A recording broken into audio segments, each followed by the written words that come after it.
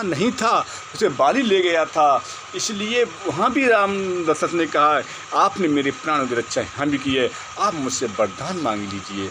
तब उन्होंने कहा कि एक वरदान मैंने वहाँ दिए, एक वरदान आपको यहाँ दे, 2 वरदान हो गए, आप मुझसे मांगे। तो बोले नहीं, मुझे नहीं चाहिए, आप मेरे राजा हैं, मेरे स्वामी हैं, आपसे क्या वरदान मांगूंगा, आप ही मेरे साथ में, तो आप वरदान क्या मांगूँ मैं। बोले नहीं मांगो रानी। तो बोले जब समय आएगा तब मैं वरदान मांग लूँगी, तो उस समय मुझे दे देना। तो वो वरदान रानी यहाँ मांगने के लिए उत्सुक होती हैं और खूब भवन में लेट जाती हैं और राजा से कहती हैं कि आप वो वरदान मुझे दीजिए, आपने वो मुझे वरदान नहीं दिए, बार बार कहते रहते हैं। तो रानी से कहते हैं रानी किसने मना किया तुमसे, वरदान मांगिए, एक नहीं 2 वरदान देने के लिए कहा था, दोनों वरदान मांगिए। और राजा ने कहा मांगो, क्या मांगती हैं। और राजा कहते हैं रघुकुल रीत सदा चले आए, प्राण जाहो बर वचन न जाही। हे रानी, रघुकुल की रीत चली आई है, प्राण चले जाएंगे पर वचन नहीं जाएगा रघुकुल का। मैं आपसे वचन देता हूँ, अपने वचनों को मांगिए मुझसे। तो केकई कहती हैं सुनो प्राण प्रिय भागवत जी का,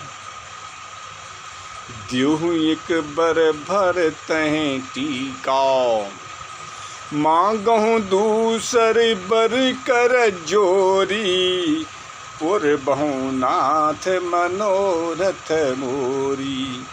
हे नाथ, हे राजन, यदि आप मुझे वरदान नहीं देखना चाहते हैं तो पहला वरदान तो मेरा है कि मेरे भरत को राज तिलक होना चाहिए, और आप मुझे दूसरा वर देना चाहते हैं तो मेरा दूसरा वरदान है, वरदान देकर के मेरी इच्छा पूर्ण करना चाहते हैं तो मेरा दूसरा वरदान यही है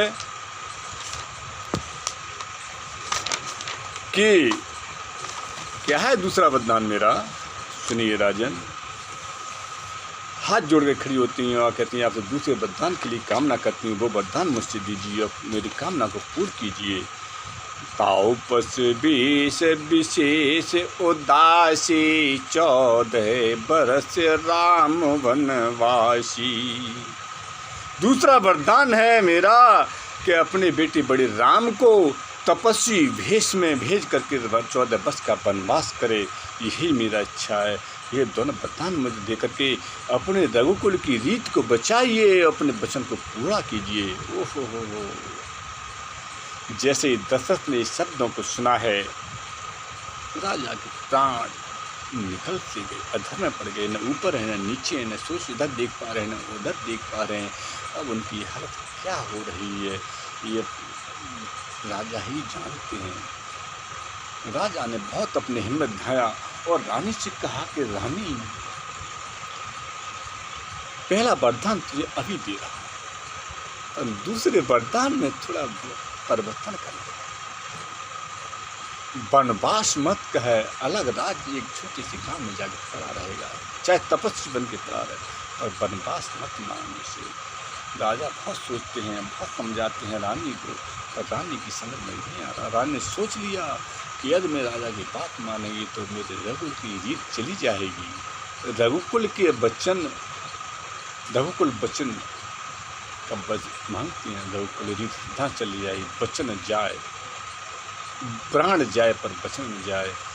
तो रघुकुल के वचन को रखने के लिए ही राम के पिता दशरथ के वचन मांगा।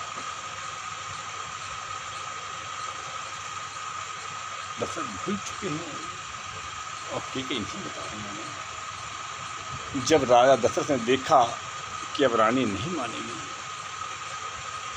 तो माथा पटकते हुए, शरीर पे हाथ मारते हुए बैठ जाते हैं। कैसे बैठते हैं? देख बियाद असाहद नृपो, परे हूँ धरन धुन मात, कहत परम भारत बचन, राम राम रघुनाथ। राजा ने सोचा इसे शायद रोक की अब कोई इलाज नहीं है, अब ये केकई नहीं मानेगी। और राजा अपने माथे को हाथ से पीटते हुए पृथ्वी पर गिर जाते हैं और राम राम राम राम पुकारने लग जाते हैं। हे राम, हे राम, हे रघुनाथ, इस तरह से पुकारते हैं।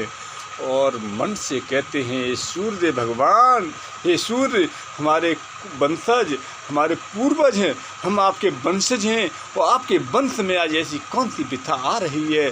सुबह राम का तिलक होने को जा रहा और ये हमसे वनवास मांग रही है, और मैं आपसे कह रही हूँ कि अपने वंश की कह रहा हूँ, मैं राय दशरथ कह रहे हैं सूर्यवान से, मैं आपसे प्रार्थना कर रहा हूँ कि अपने वंश की रक्षा करने के लिए आप जहाँ पर हैं वहीं टिके रहिए, अयोध्या की तरफ मत आना, ताकि सूर्य उदय न हो, अस्त ही रहे दर, और जब तक अस्त रहे तो मेरे बेटे का में शांति मिलेगी, क्योंकि कल वनवास नहीं मिलता है। मैं नहीं चाह रहा हूँ, इस तरह से कह रहे हैं, परंतु देव से प्रार्थना कर रहे हैं, सूर्यदेव से, परंतु भाई सूर्यदेव का तो काल की गति है, कुछ भी हो जाए उनको तो चलना है। जो वचन वो भी दे चुके हैं कि मेरी गति रथ रुकेगा नहीं, देश की रक्षा कल्याण के लिए हमेशा चलता रहेगा, और वो चल रहा है, तो उसको वो भी वचन दे चुके हैं। यदि उस वचन को वो हाथ तोड़ते हैं तो ये वचन निभाने के लिए उसे तोड़ते हैं तो कितना होगा।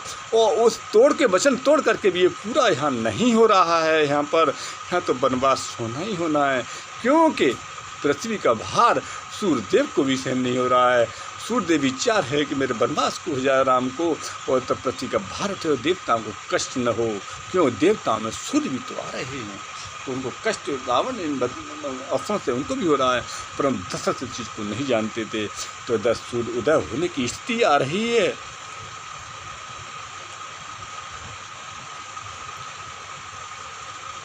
भाग वीणा बजारी सब लेकर के शंख नगाड़े आदि बजा रहे हैं, धुन के साथ बखान करने लगे हैं। रात भर होया, सभी जनता रात भर नहीं सोई थी, इतनी खुश थी राम का तिलक होगा, इसी चीज़ में बने।